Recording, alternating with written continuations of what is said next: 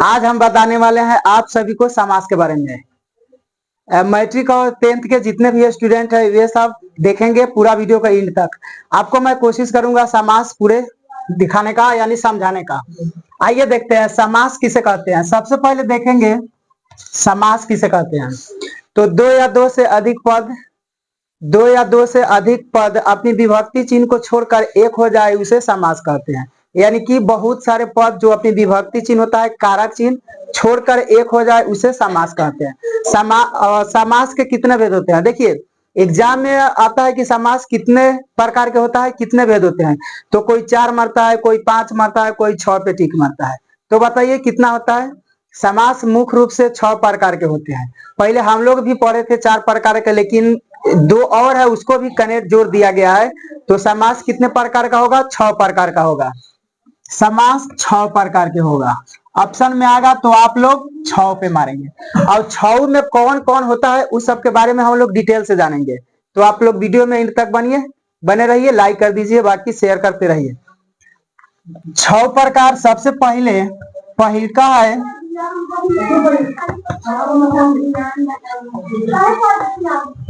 अव्ययी भाव समास। ठीक है, पहला है अव्ययी भाव समास। दूसरा है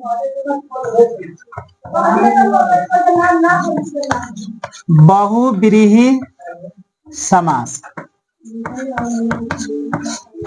तीसरा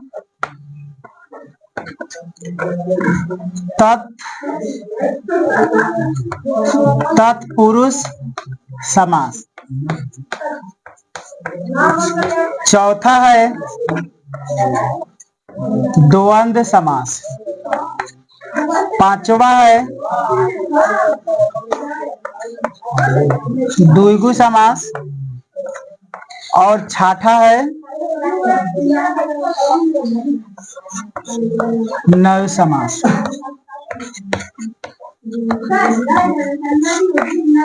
देखिए डिफिनेशन नहीं लिखाऊंगा, आप लोग को कोशिश करूंगा आप मौखिक समझाने की। बाकी एग्जाम्पल देखिएगा, एग्जाम्पल से आपको समझ में आ जाएगा। 6 प्रकार के होता है। पहला है अव्ययी भाव समास, दूसरा है बहुव्रीहि, तीसरा है तत्पुरुष, चौथा है द्वंद्व समास, पांचवा है द्विगु समास, छठा है नव समास। आया समझ में? समास कई प्रकार के होता है? 6 प्रकार के होता है। पहला है अव्ययी भाव समास, दूसरा है बहुव्रीहि समास, तीसरा तत्पुरुष समास, चौथा द्वंद्व समास, पांचवा द्विगु समास और छठा है नव समास। 6 प्रकार के समास होता है।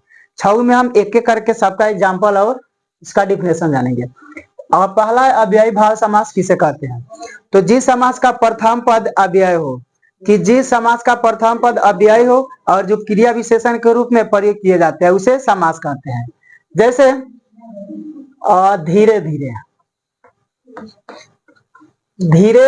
धीरे, इसका मतलब होगा धीरे के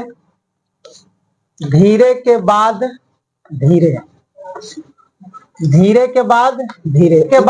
धीरे होगा। अव्ययी भाव समास, जिस समास का प्रथम पद अव्ययी हो और जो क्रिया विशेषण के रूप में प्रयोग किया जाता है उसे अव्ययी भाव समास कहते हैं। जैसे धीरे धीरे, यथाशक्ति, ये सब क्या होगा? अव्ययी भाव समास होगा। दूसरा है बहुव्रीहि समास। समझेंगे कि वैसा समास जिसका कोई पद प्रधान ना हो, अपितु बाहर से कोई आकर शब्द प्रधान हो, यानी कि जो बाहर से आकर उसका अर्थ बता दे, पूरा प्रधान कर दे। जैसे में लंबोदर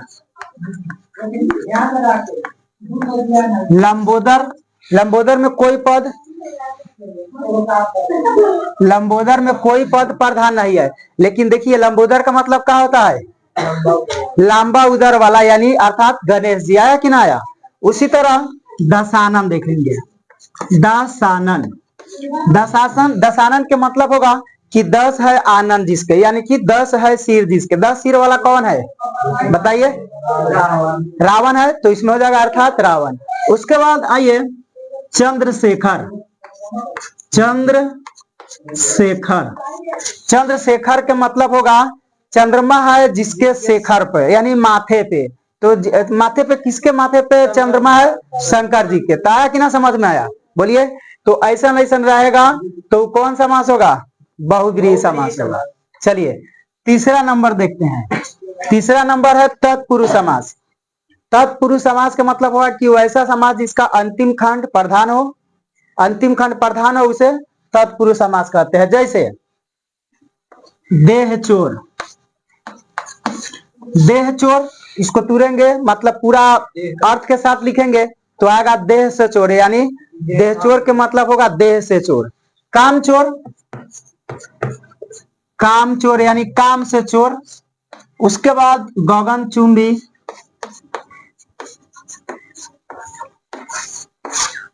गगन चुंबी गगन को चूमने वाला। अगर ऐसा रहेगा तो आप लोग कौन समास लिखेंगे? तत्पुरुष समास लिखेंगे। उसके बाद एक और हो जाएगा पॉकेट मार, पॉकेट को मारने वाला यानी कि लास्ट अंतिम खंड प्रधान हो। अब चलिए चौथा नंबर देखेंगे द्वंद्व समास।